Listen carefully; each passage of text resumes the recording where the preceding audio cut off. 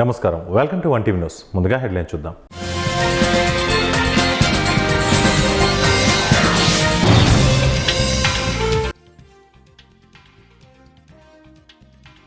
ప్రపంచ దేశాలకు మోదీ స్ఫూర్తి, ఆస్ట్రేలియా ప్రధాని ప్రశంస.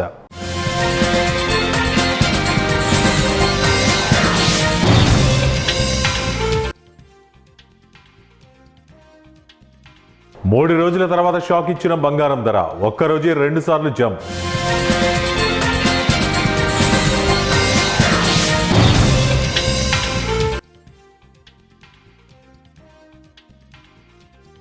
ముంబైలో పవన్ కు శస్త్రచికిత్స, 4 వారాల సెలవు. మెల్బోర్న్ తనకు అద్భుతమైన స్వాగతం పలికిందని ప్రధాని మోదీ అన్నారు.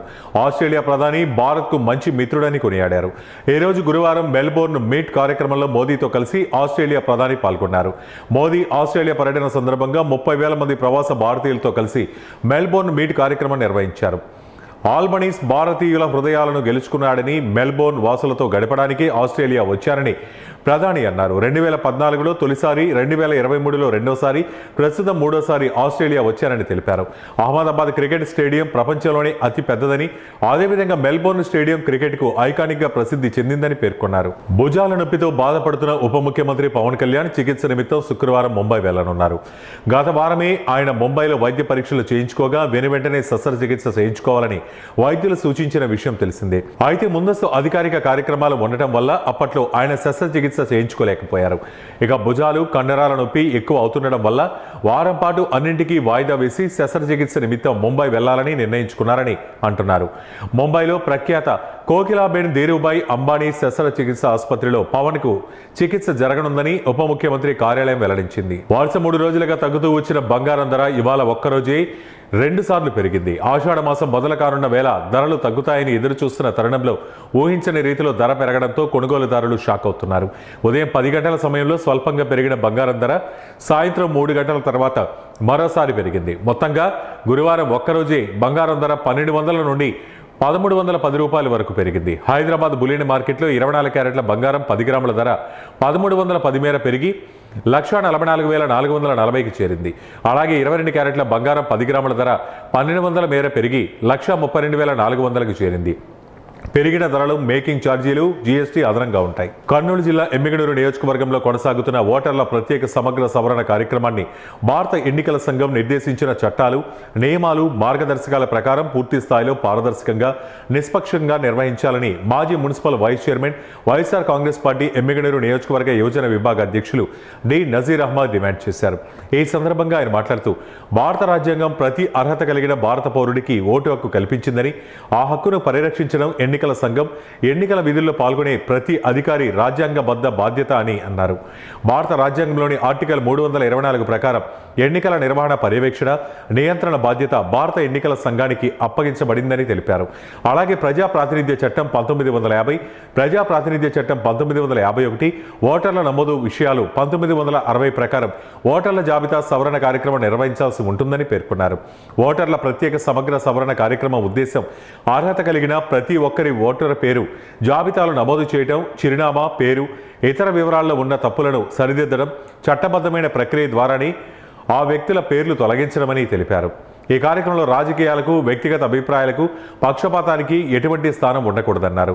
ఓటర్ల జాబితాల పేరు చేర్చడం, సవరణ చేయడం, తొలగించడం వంటి ప్రతి చర్య ఎన్నికల సంఘం నిర్దేశించిన విధానంలోనే జరగాలని, ఎవరైనా ఓటర్ పేరు తొలగించాల్సిన పరిస్థితి వస్తే సంబంధిత వ్యక్తికి ముందుగా సమాచారం ఇవ్వడం, అభ్యంతరాలు తెలిపే అవకాశం కల్పించడం, అవసరమైతే విచారణ నిర్వహించడం వంటి ప్రక్రియలను తప్పనిసరిగా పాటించాలన్నారు.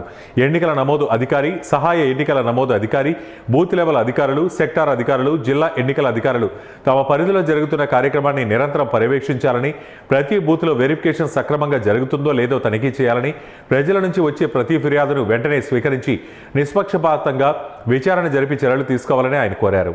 ఎమ్మిగనూరు నియోజకవర్గ ప్రజలకు మరియు ఎమ్మిగనూరు పట్టణ ప్రజలకు విజ్ఞప్తి చేస్తున్నాం. ఎస్ఐఆర్ ప్రోగ్రాం ఎలక్షన్ కమిషన్ ఏదైతే నిర్వహిస్తుందో ఎస్ఐఆర్ గురించి 2002 సంవత్సరం బేస్ చేసుకొని ఆన్లైన్లో ఏవైతే ఉన్నాయో వాటన్నిటినీ మరి మన 34 వార్డులలో బిఎల్ఓలు, బూత్ లెవెల్ ఆఫీసర్లు తిరుగుతూ ఉన్నారు. గవర్నమెంట్ తరపున, అలాగే మన వైఎస్ఆర్ కాంగ్రెస్ పార్టీ తరపున బిఎల్ఏలు కూడా సమగ్రవంతంగా తిరుగుతూ ఎవరైతే వెరిఫికేషన్స్ ఇంకా చేసుకోలేదో అప్లికేషన్స్ తీసుకొని ఫిలప్ చేస్తూ పాస్బుక్, ఆధార్ కార్డు ఇవన్నీ ఇస్తూ, పాత ఓటర్ కార్డు ఇస్తూ ఇవన్నీ త్వరగా చేసుకోవాల్సిన అవసరం ఎంతైనా ఉంది. ఎందుకంటే 14వ తేదీ జూలై 14వ తేదీ గడువు ముగియనుంది. ఎస్ఐఆర్ 14వ తేదీ స్టాప్ అవుతా ఉంది. కాబట్టి అందరూ నియోజకవర్గ ప్రజలు, పట్టణ ప్రజలు ఖచ్చితంగా ఈ యొక్క కార్యక్రమంలో అప్లికేషన్ తీసుకొని వారి యొక్క ఆధార్ కార్డు బేస్ చేసి, ఓటర్ కార్డు బేస్ చేసి ఫిలప్ చేస్తూ మరి బిఎల్ఓలకు ఇవ్వవలసిందిగా కోరుతున్నాం. ఖచ్చితంగా ఎస్ఐఆర్లో మనం నమోదు చేసుకోకపోతే మనం ఓటును మనం కోల్పోయే అవకాశం ఉంది. కాబట్టి బిఎల్ఏలు చాలా కీలకంగా వ్యవహరించాల్సిన సమయం ఇది. ప్రతి వార్డులో ప్రతి ఇంటికి వెళ్తూ బిఎల్ఏలు పాలన చేయాల్సిన అవసరం ఎంతైనా ఉంది.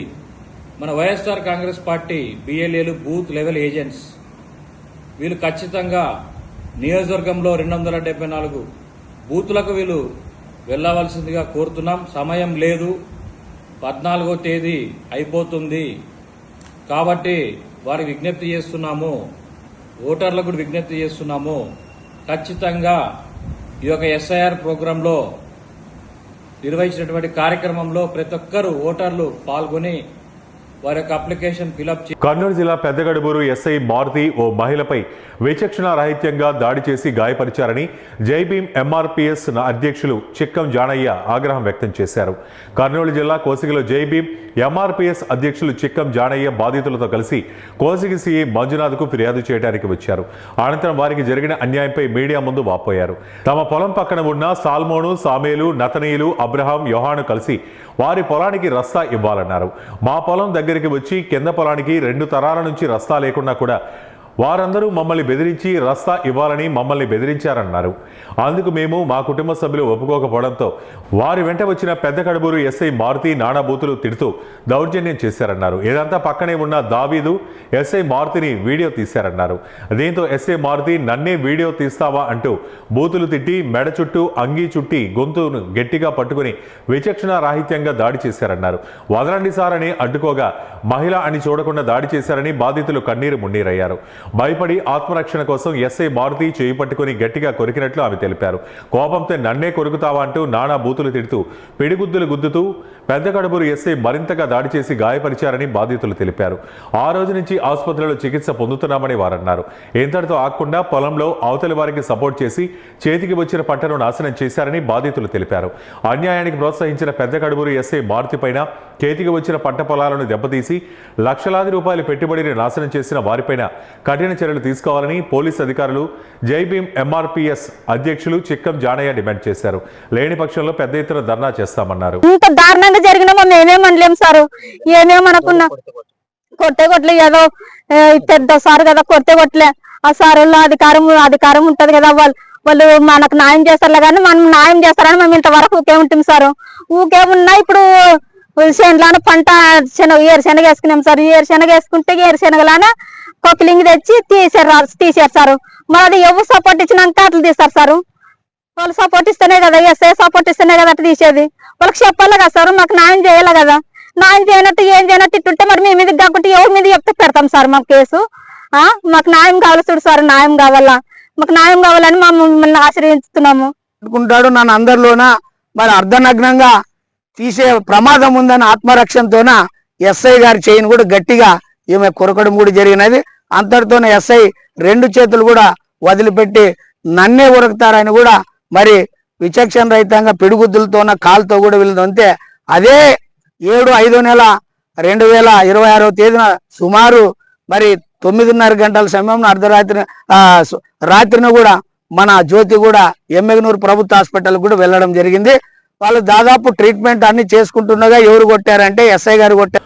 ఉమ్మడి ప్రకాశం జిల్లా ఎస్పీ హర్షవర్ధన్ రావు ఆదేశాల మేరకు మార్కాపురం జిల్లా ఖమ్మం పట్టణంలో ప్రైవేట్ స్కూల్లో బస్సులు తనిఖీలు చేపట్టారు. ఖమ్మం సీఏ పర్యవేక్షణలో Khammam SI Sivakrishna Reddy, motor vehicle assistant inspector KL Rao సంయుక్తంగా విద్యార్థుల రవాణాకు వినియోగిస్తున్న పాఠశాల మరియు కళాశాల బస్సులను తనిఖీ చేశారు. ఈ సందర్భంగా బస్సుల రిజిస్ట్రేషన్ పత్రాలు, ఫిట్నెస్ సర్టిఫికెట్లు, బీమా, డ్రైవింగ్ లైసెన్సులు, ఇతర వాహన రికార్డులు మరియు బస్సుల సాంకేతిక పరిస్థితిని పరిశీలించారు.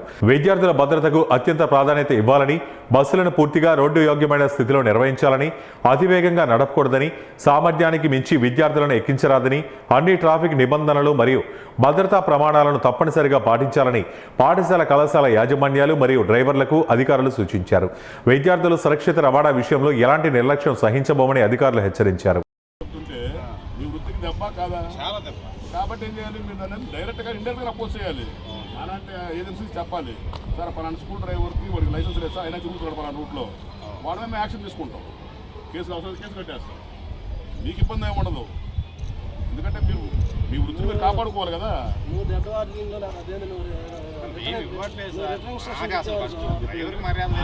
ఉద్యోగులు దిగేస్తారు సార్ అంటాడు. ఎవరైనా సరే మీ పేరు బయట పెట్టాము.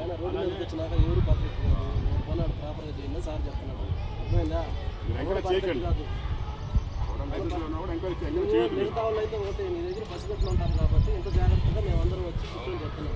లారీ అనుకో డ్రైవర్ క్లైంట్ ఉంటాడు, స్కూల్ కోసం ఎంతమంది 50 మంది పిల్లలు ఉంటారు కాబట్టి మీరు చాలా జాగ్రత్తగా కానీ లేదు ఆడపిల్లలు మాట్లాడడం కానీ ఎక్కడ కూడా 1% కూడా మనం తప్పుగా వస్తారు.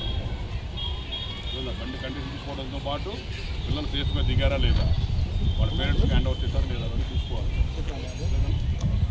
ఎందుకంటే ఏది జరిగినా కూడా సమాజం మొత్తాలు కూడా ఇబ్బంది అవుతుంది.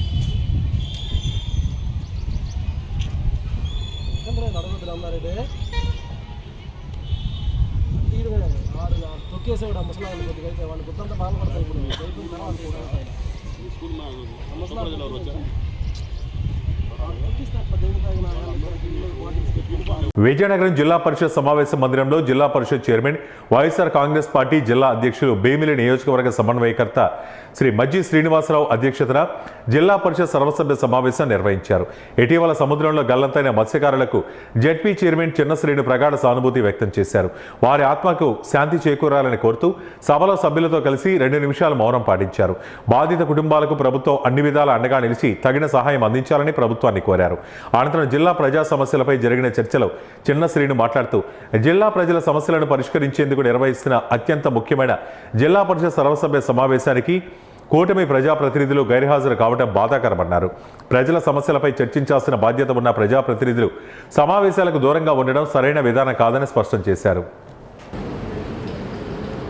జిల్లాకు సంబంధించిన అంశాన్ని ఇవాళ ప్రస్తావనకు రావడం, దానికి సంబంధించి ముఖ్యంగా రైతాంగ సమస్యల మీద, రైతులకి పడుతున్న ఇబ్బందుల్ని, ఏదైతే విత్తనాలు కానీ, రాబోయే ఖరీఫ్ సీజన్లో ఎరువులు కానీ, దానికి సంబంధించి మరి ఏదైతే ఉందో మరి గౌరవ సభ్యులు తాలూకా క్షేత్రస్థాయిలో జరుగుతున్న రైతుల తాలూకా ఇబ్బందుల్ని ఈ సమావేశం దృష్టికి తీసుకురావడం, దాంట్లో ఉన్న అధికారుల ద్వారా కొన్ని సమస్యలు రాబట్టడం, లేనిది ప్రభుత్వం దృష్టికి తీసుకురండి అని చెప్పడం. ముఖ్యంగా ఎరువుల మీద రైతాంగం విపరీతమైన ఇబ్బంది పడతా ఉన్నారు. ఈ యాప్స్ పెట్టారు, దాని మీద చాలామంది కంట్రోల్ పెట్టడం వలన రైతులకు వచ్చి ఎకరాకి 75 కేజీలు మాత్రం ఇస్తామని చెప్పడం. మన గతం నుంచి కూడా రైతులు ఎకరాకి 2 బస్తాలు వాడడం అనేది ప్రాంతంలో ఆనవాయితీ అయినప్పటికి కూడా మరి అధికారులు వచ్చి ప్రభుత్వం 75 కేజీలు మాత్రం ఇస్తుంది కాబట్టి ఖచ్చితంగా మేము 1 బస్తానే ఇస్తాం తప్ప మరి 2వ బస్తా ఇవ్వలేమని చెప్పి మరి కరాఖండిగా ప్రభుత్వం చెప్పడం.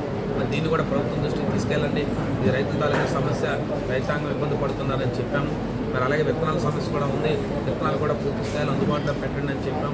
ఒక పక్క ఎలినో సమస్య ఉంది, వర్షాభావ పరిస్థితులు ఉన్నాయి, ఎలా దీన్ని ఎదుర్కోవాలని చెప్పి మరి ఇరిగేషన్ అధికారులతో కూడా ప్రధానంగా ఈ ప్రాంత రైతాంగం రాబోయే ఖరీఫ్ సీజన్లో ఎలాగ రైతులకి మంచి జరగాలని చెప్పి చూస్తే మరి ముఖ్యంగా తోటపల్లి అయితే అధికారులు పూర్తి స్థాయిలో చెప్తా ఉన్నారు.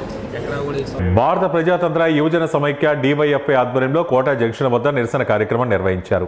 ఈ సందర్భంగా డివైఎఫ్ఐ జిల్లా కన్వీనర్ సిహెచ్ హరీష్ మాట్లాడుతూ ఎన్నికలకు ముందు జాబ్ క్యాలెండర్ ఇస్తామని హామీ ఇచ్చి 2 సంవత్సరాల తర్వాత జాబ్ లాస్ క్యాలెండర్ విడుదల చేయడం అన్యాయమని, 19,000 పోస్టులు ఖాళీగా ఉన్నాయని సాక్షాత్తు ఓ మంత్రి స్వయంగా ప్రకటించారన్నారు. ఇప్పుడేమో మెగా జాబ్ క్యాలెండర్లో 2,070 పోస్టులు చూపడం అన్యాయమన్నారు. ప్రభుత్వం ప్రకటించిన 2,070 కానిస్టేబుల్ పోస్టులు వద్దని, తక్షణ తక్షణమే 10,000 కానిస్టేబుల్ పోస్టులు భర్తీ చేయాలన్నారు. ప్రకటించిన పోస్టుల్లో సగం రిజర్వేషన్ కోటాల పోతే మిగిలే అరకొర పోస్టులు ఏమాత్రం నిరుద్యోగులకు ఊరట కల్పించమని ఆవేదన వెలిబుచ్చారు. అలాగే వయో పరిమితి పెంచాలని కోరారు. ఈ కార్యక్రమంలో నిరుద్యోగ యువత నవీన్ కుమార్, ధర్మరాజు, రామకృష్ణ, రవాణా నిరుద్యోగులు పాల్గొన్నారు. ఏదైతే కూటమి ప్రభుత్వం ఉందో దాదాపుగా 2.5 సంవత్సరాలు అయ్యింది కూడా ఇంతవరకు నిరుద్యోగం నుంచి ఒక్క ఉద్యోగ నోటిఫికేషన్ కూడా ఇవ్వలేదు. మొన్న ఉగాది నాడు దాదాపుగా జాబ్ క్యాలెండర్ రిలీజ్ చేస్తామని చెప్పేసి ఆ రోజు కానిస్టేబుల్కి 2,500 పోస్టులు ఆగస్టు 15న తీస్తామని చెప్పేసి హామీ ఇచ్చారు. కానీ ఒకవైపు హోంమంత్రి శాఖ మంత్రి గారు వంగపల్లి అనిత గారు ఈరోజు చూసుకుంటే దాదాపుగా పోలీస్ కానిస్టేబుల్ పోస్టులు 19,000 ఉన్నాయని చెప్పేసి స్టేట్మెంట్ ఇచ్చారు. కానీ ఈరోజు 2,500 పోస్టులు ఇచ్చేసి ఈ కూటమి ప్రభుత్వం నిరుద్యోగులకు అన్యాయం చేస్తుంది. తక్షణమే ఈ 2,500 పోస్టులు కాకుండా దాదాపుగా పోలీస్ శాఖలు ఎన్ని ఖాళీలు ఉన్నాయో మొత్తం దాదాపు 10,000 పోస్టులు తీయాలి. దాంతోపాటు వయో పరిమితి కూడా పెంచాలి. ఎందుకంటే ఈరోజు దాదాపుగా ఏ ప్రభుత్వం వచ్చినా సరే నిరుద్యోగులకు అన్యాయం చేస్తూ దాదాపు నోటిఫికేషన్ లేకుండా ఎంతోమంది నిరుద్యోగులు ఒకవైపు పస్తులుంటూ చదువుకుంటూ ఈరోజు ఉత్తరాయణ అంటేనే నిరుద్యోగులు ఎక్కువ మంది ఉపాధి లేకుండా ఉపాధి కోసం ఎదురు చూస్తూ ఉన్నారు. దాదాపుగా ఒకవైపు రీడింగ్ హాల్లోని గ్రంథాలయాల్లోని కోట బయట ఎక్కడ చూస్తే నిరుద్యోగులు కనిపిస్తున్నారు. అటువంటి నిరుద్యోగులకి ఈరోజు కూటమి ప్రభుత్వం అన్యాయం చేస్తుంది. నాగర్ కర్నూలు జిల్లా కల్వకుర్తి నియోజకవర్గం వెల్దండలో తెలంగాణ ప్రదేశ్ కాంగ్రెస్ కమిటీ ఆదేశానుసారం ఓటర్ల జాబితా ప్రత్యేక సమగ్ర సవరణ ఎస్ఆర్పై కల్వకుర్తి నియోజకవర్గ స్థాయి బిఎల్ఏలు, సూపర్వైజర్లు, కోఆర్డినేటర్లు, ఇన్ఛార్జీలతో కల్వకుర్తి ఎమ్మెల్యే కసిరెడ్డి నారాయణ రెడ్డి అధ్యక్షతన సమీక్ష సమావేశం నిర్వహించారు. ఈ కార్యక్రమానికి టీపీసీసీ ప్రధాన కార్యదర్శి రాచమల్ల సిద్ధేశ్వర్, నియోజకవర్గ కోఆర్డినేటర్ ఐళ్ల శ్రీనివాస్ గౌడ్తో పాటు అన్ని మండలాల పార్టీ అధ్యక్షులు, బిఎల్ఏలు, పార్టీ నాయకులు పాల్గొన్నారు. సమీక్షలో పాల్గొన్న బిఎల్ఏలు, పార్టీ నాయకులు అడిగిన సందేహాలకు ఎమ్మెల్యే కసిరెడ్డి నారాయణ రెడ్డి, టీపీసీసీ కార్యదర్శి సిద్ధేశ్వర్, కోఆర్డినేటర్ శ్రీనివాస్ గౌడ్లు సమగ్రంగా వివరించి సందేహాలను నివృత్తి చేస్తూ పార్టీ బలోపేతం, సంస్థాగత కార్యక్రమాలపై దిశానిర్దేశం చేశారు. ఏం జరుగుతుందో చూస్తా ఉన్నాడు. నేను లాస్ట్ మీటింగ్ పెట్టినా చాలా మంది అందరితో మాట్లాడించడం దాదాపు 5 గంటలు ఇక్కడ ఉన్నాం. నేను ఏం అడగలేదు, ఇవన్నీ కరెక్ట్ చేయండి అని చెప్పినా నేను కూర్చున్నా మాట్లాడినా. నేను పొద్దుగా 6 నుంచి 7 గంటలకు లేచిపోతుందా ముఖం కూడా ఒక కూర్చోండి 5 నిమిషాలు మాట్లాడి వాళ్ళు చేయలేకపోతే వాళ్ళ ఏదైనా సమస్య ఉంటే పక్కన తెలిపేసి వారికి ఏంటి మగవాళ్ళకి వెళ్ళేది ఇది శాశ్వతమైనటువంటి నా ఓదన. ఎందుకు అంటున్నానంటే 9వ బూత్ కాకుండా పోయింది సభ్యు ఉన్నాడు.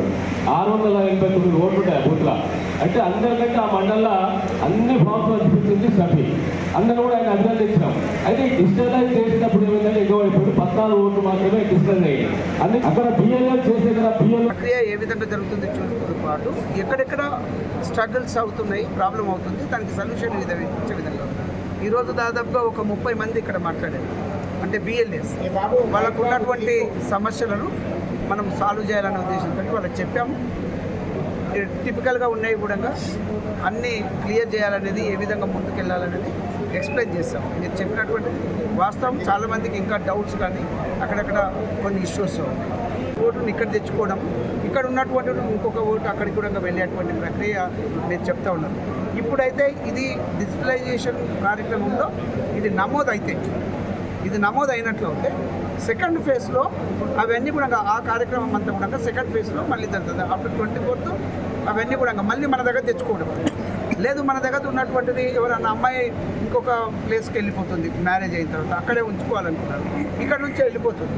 లేదు ఒక అమ్మాయి ఇక్కడికి వచ్చింది మ్యారేజ్ అయిన తర్వాత, లేదు ఏదైనా ఉద్యోగరీత్యా ఏ విధంగా వచ్చినా ఆ ఓటు ఇక్కడికి రావాలంటే ఇప్పుడు సెకండ్ ఫేజ్ 24 తర్వాత అవన్నీ కూడా మళ్ళీ డిజిటలైజేషన్ కార్యక్రమంలో మళ్ళీ. ఇప్పటివరకు ఎమ్మెల్యే గారు చెప్పినట్టుగా దాదాపు 2,40,000 forms enumeration forms distribution complete అయిపోయింది.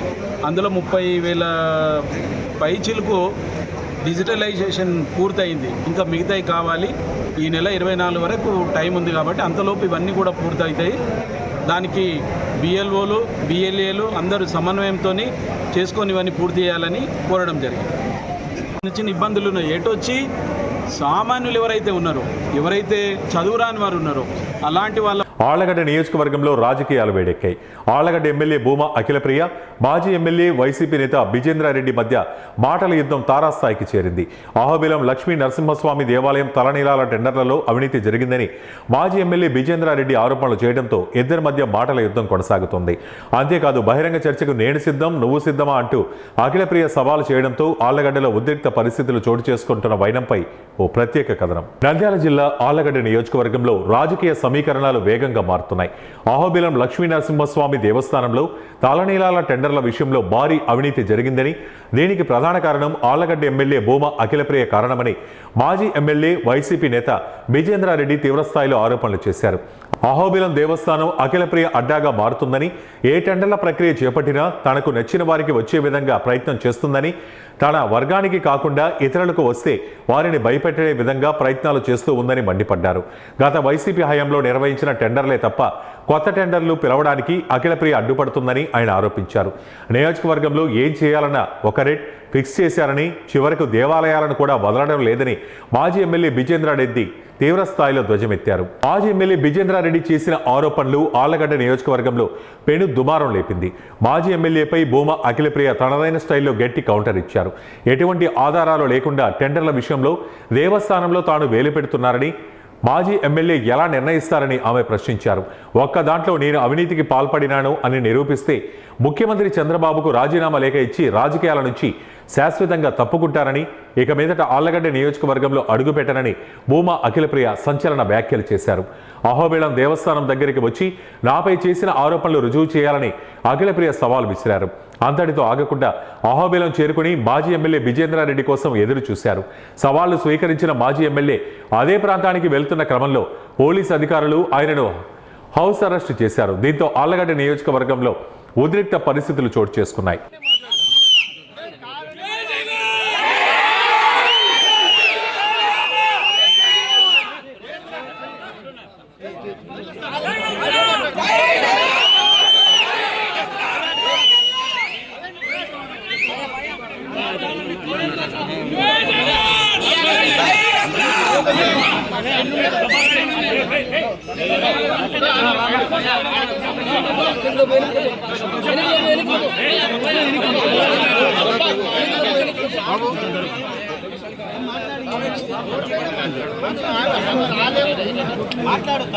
సవాలు స్వీకరించకుండా ఇంట్లో ఉండి మాజీ ఎమ్మెల్యే బిజేంద్రారెడ్డి నాటకాలు ఆడుతున్నాడని భూమా అఖిలప్రియ ఆరోపించారు.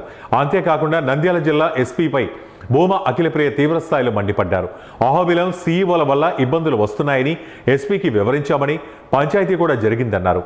స్వయంగా ఎస్పీ దగ్గర పంచాయతీ జరిగిన తర్వాత వైసీపీ మాజీ ఎమ్మెల్యే బిజేంద్రారెడ్డి ఆ ఆరోపణలు చేస్తూ ఉంటే మీరేం చేస్తున్నారని పోలీసులను ప్రశ్నించారు. ఒకవేళ ఆళ్లగడ్డలో తిరిగి ఫ్యాక్షన్ మొదలైతే ఎస్పీ నువ్వు ఆపగలవా అని ఆమె ప్రశ్నించారు. నేను ఒక ఎమ్మెల్యేగా విషయం చెబితే దాని పెడచెవిన పెడితే ఉపయోగం ఏంటని జిల్లా పోలీస్ అధికారిని సైతం ఆమె ప్రశ్నించారు. మొత్తం మీద ఆళ్లగడ్డ నియోజకవర్గంలో రాజకీయాలు రణరంగంగా మారాయి. అహోబిల దేవస్థానం విషయంలో ఎమ్మెల్యే మాజీ ఎమ్మెల్యే మధ్య ఈ వివాదం ఏ స్థాయికి వెళ్తుందో అంతు చిక్కడం లేదు. రోజు గుంటూరు సీను వాయిస్ రోజు సాక్షి వాళ్ళు వింటున్నట్టుగా ఆ వాయిస్ వినంగానే సాక్షి వాళ్ళు తెలిసిపోయిందంట సీను అని చెప్పి పెద్ద హెడ్లైన్. సాక్షి వాళ్ళకి నేను ఒకటే చెప్తున్నా, మీరు మాత్రం నన్ను డిసప్పాయింట్ చేయట్లేదు. ఏదైనా నన్ను ఫ్రంట్ పేజ్లో వేస్తున్నారు స్టేట్ లెవెల్లో, మంచిదే. అదే కంటిన్యూ చేయండి. ఎందుకంటే ఈరోజు అహోబిలంలో జరుగుతున్న అవినీతి అక్రమాల గురించి మాట్లాడేది మేము, ఎంక్వైరీ పెట్టించమని మొదటి నుంచి చెప్పేది మేము. మీరు అధికారంలో ఉన్నప్పుడు ఎన్ని ఇల్లీగల్గా లాడ్జీలు వచ్చినాయి అని చెప్పమనండి. ఇల్లీగల్గా ఎన్ని లాడ్జీలు వచ్చినాయి, నువ్వు ఎన్ని దానికి పర్మిషన్లు ఇచ్చినావు? అహోబిలంలో టోల్ గేట్ గురించి నువ్వు మాట్లాడుతున్నావు. ఇదే టోల్ గేటు గతంలో నేనే మాట్లాడాను, నేనే ప్రెస్ మీట్ పెట్టాను, నువ్వే చెప్తున్నావు. అంటే గతంలో మీరు ఎక్కువ వసూలు చేసుకున్నట్టే కదా, దానికి నువ్వు ఒప్పుకుంటావా? దానికి నువ్వు ఒప్పుకుంటున్నావు చెప్పు. ఇప్పుడు మా వాళ్ళు వసూలు చేసుకుంటా లేదో నేను చెప్తాను. రెండోది, ఏదైతే ఒక పక్కన నాకు 40 లక్షలు నేను వాడతా, మా వాళ్ళు వాడుకుంటారు, 100 రూపాయలే కలెక్ట్ చేస్తా, ఎంత ఆతృత. ఒక పక్కనేమో ఈయన నాకు 40 లక్షలకి ఈయన కకృతి పడుతున్నాడు, ఇంకో పక్కన ఇదే వైసీపీకి సంబంధించిన వాడేమో నేను ఫ్రీగా ఇస్తాను అంటున్నాడు. ముందు నువ్వు డిసైడ్ చేసుకో, ఫ్రీగా లేకపోతే 40 లక్షల. తిక్క మాటలు మాట్లాడి అవాస్తవాలు మాట్లాడి మీరు మా మీద బుద్ధ జల్లాలని చెప్పి చూస్తే మాత్రము మేము చూస్తూ కూర్చోము.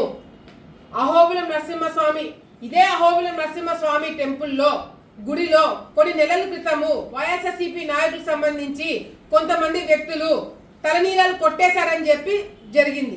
వాళ్ళని వెంటనే మేము మీడియా ముందర పెట్టి దాన్ని అనౌన్స్ చేస్తే దాన్ని క్యాన్సిల్ చేయడం జరిగింది, వాళ్ళని సస్పెండ్ చేయడం జరిగింది. ఇదే సీఈఓ వచ్చినప్పుడు మళ్ళీ వాళ్ళని ఎందుకు ఎక్కించుకున్నాడు? సరే మీ వాళ్ళు కాదు కదా, దొంగతనం చేసే వాళ్ళని మళ్ళీ ఎక్కించుకున్నప్పుడు నువ్వు ఎందుకు ప్రెస్ మీట్ పెట్టి మాట్లాడలేదు? గంగుల బ్రిజేందర్ ఎందుకు ప్రెస్ మీట్ పెట్టి మాట్లాడలేదు? ఇప్పుడు సీఈఓ మీదకి మేము పోతుంటే సీఈఓ అవినీతి చేశాడు, కేసులు పెట్టుకొని అక్రమాలు చేశాడని నేను మాట్లాడుతుంటే నువ్వెందుకు మధ్యలో దూరినావు? నీకేం సంబంధము? నీకు సంబంధం ఉందనే కదా నువ్వు నిరూపించినావు. ఇప్పుడు ఆ కాల్ రికార్డింగ్ నీ కాడికి ఎందుకు వచ్చింది? వాళ్ళు ప్రెస్కి కానీ ప్రెస్ మీడియా మిత్రులకు కానీ లేకపోతే ఎస్పీకి ఎందుకు కంప్లైంట్ చేయలేదు? రెండోది, తమిళనాడు వాళ్ళతో అగ్రిమెంట్ అయిన కాగితం నీ కాడికి ఇప్పుడు ఎట్లా వచ్చింది? ఇదే నీ అగ్రిమెంట్ నీ దగ్గర ముందు నుంచే ఉండింటే నువ్వు ముందే ప్రెస్ మీట్ పెట్టిండాల్సింది. తమిళనాడు వాళ్ళకి వచ్చింది, వీళ్ళు అడ్డుకుంటారని చెప్పి నువ్వు ముందే ప్రెస్ మీట్ పెట్టిండాల్సింది. నువ్వెందుకు మధ్యలో దూరినావు? నీకేం సంబంధము? సాయంత్రం లోపల నువ్వు వాస్తవాలు నువ్వు నిరూపించకపోతే మేము మీ ఇంటికాడికి వస్తాం. ఈరోజు సాయంత్రమే, రేపు చంద్రబాబు నాయుడు వస్తున్నాడు అందుకు చెప్తున్నా. ఈరోజు సాయంత్రం నీ ఇంటికాడికి మేము వస్తాం. నువ్వు ఉన్నావా, హైదరాబాద్కి పోయినా కూడా తెలియదు నాకు, ప్రెస్ మీట్ పెట్టి పోయినావా నాకు తెలియదు, కానీ ఉంటే మాత్రము నేను మా వాళ్ళందరితో వచ్చి మీ ఇంటికాడికి వస్తాము. నువ్వు డిబేట్కి నిన్ను దగ్గర నుండి డిబేట్కి నేను తీసుకుపోతా. వాస్తవాలు నావేమైనా తప్పులుంటే నువ్వు బయట పెట్టు, నీకు అవకాశం, మంచి అవకాశం ఇస్తున్నా. నీదేదైనా ఉంటే నేను బయట పెడతా. ఒక్క రోజుల్లో నీ వాళ్ళు కాని వాళ్ళందరితో నేను డబ్బులు కట్టిస్తా టెంపుల్కి. లేని పక్షంలో నువ్వు క్షమాపణ చెప్పి తీరాల్సిందే, లేదంటే నిరూపించు. రేపు చంద్రబాబు నాయుడు గారికి నువ్వు వస్తానంటున్నావు, నువ్వు రావాల్సిందే. చంద్రబాబు నాయుడు గారికి నేనే తీసుకుపోతాను నిన్ను. దేని తలకాయ నొప్పి ఎంక్వైరీ పెట్టించండి అని చెప్పి. వార్తలు ముగించే ముందు ముఖ్యాంశాలు మరోసారి.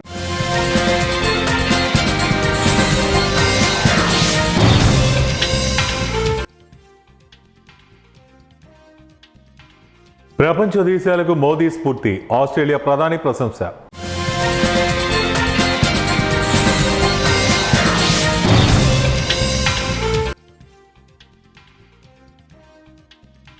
మూడు రోజుల తర్వాత షాక్ ఇచ్చిన బంగారం ధర, ఒక్కరోజే 2 సార్లు జంప్.